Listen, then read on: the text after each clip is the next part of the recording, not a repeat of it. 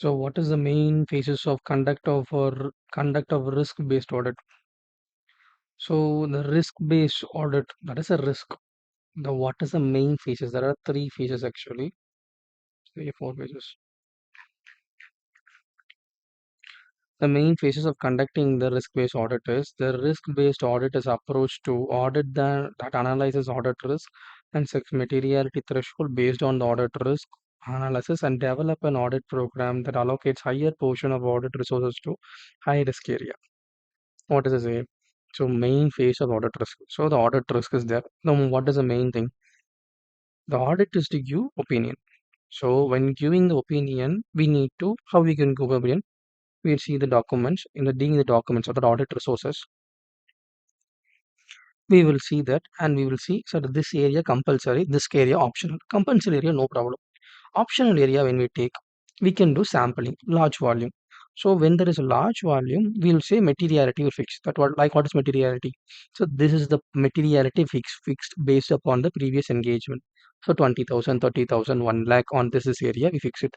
And when the list the materiality fixed, but after materiality fixed, we will fix the sample size and we'll do the audit. In this risk based audit, we will see that this is audit is a risk. So we need to fix a higher materiality and we will increase the audit sample size. This is what's set in the main codes. The risk-based audit consists of four phases, starting with identification, prioritizing the risk, and determination of residual risk, reduction of residual risk, accept to the acceptable level, and reporting to the of auditees, auditee of audit result. So what I know first identifying this is the audit. Prioritizing. Sir, this is important. This is we can do sampling. In the sampling, this is high value, low value priorities. Determining the risk, residual risk. So we can determine materiality finding up this much we can control. Less than this, no problem. More than this, we need to make sure we need to completely vouch that thing.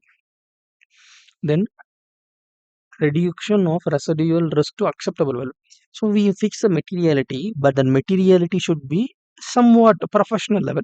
Not we can't do 100% audit. We need to take sample. So in that case, we should reduce the risk. How acceptable level? That's not that. Always there will be mistake. I know 100% we can reduce it, but at acceptable level, 90% I had not it. 90% I'm sure. Such a we should give. Then we should give a report. That report for the client. Yeah, we should give. I have seen the audit. This is the problem. This is not problem. Accept it. There are these are achieved through following: understanding the auditee operation, assessing the auditee's management strategies and control, determining residual risk, managing residual risk to reduce the acceptable level, informing the auditee of audit result through appropriate report, establishing action plan including energy saving target, recommendation of goal settings for energy saving. That's other things. But we see the fourth thing: understanding the auditee's operation in identifying the potential risk. Understanding the auditing operation involves processing of reviewing, understanding the audit organization, risk management process like strategies, framework operation performance, information process framework in order to identify and prioritize the error and fraud risk that impact the audit of the information client.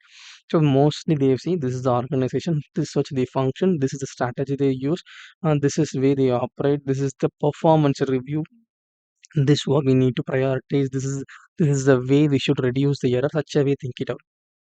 Assesses audit management strategies and control to determine residual risk. Assessment manages risk strategies and control is determination and how the control within the auditee are designed.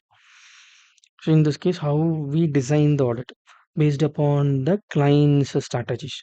Role internal control is promoting sound accounting system and internal control is recognized. How is their internal control? Whether they have accounting correctly, whether it's a mistake in internal control. See the internal control report.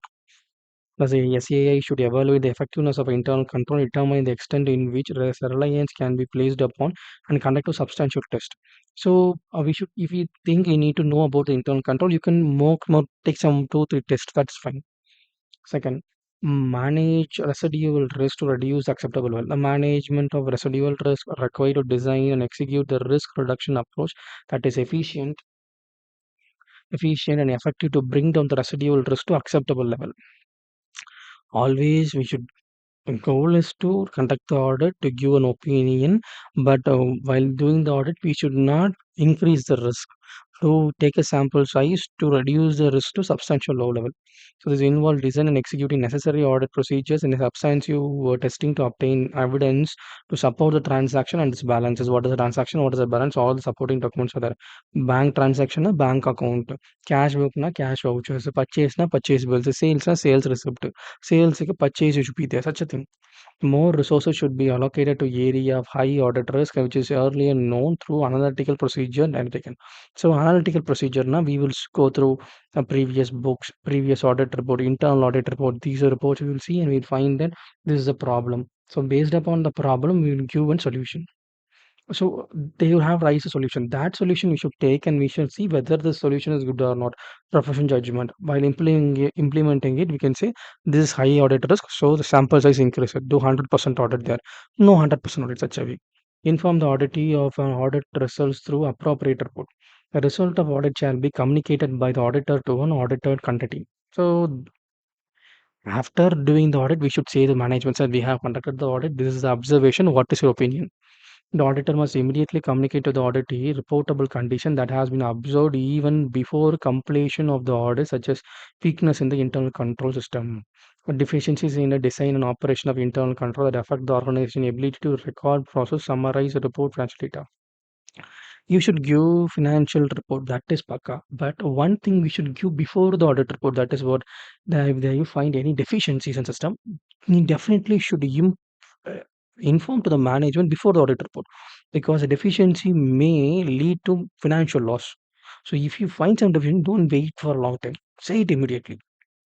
Establish the action plan including energy saving target, staffing requirement, implementing time requirement, procedural issues, details and cost estimate.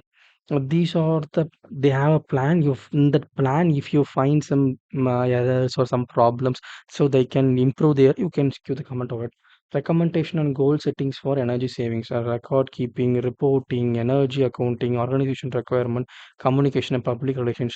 So these are the things you should see, and if you can give some recommendation how to improve the energy efficiency, you can give. So these are the points you can should be taken while informing doing the audit. That is a risk based audit.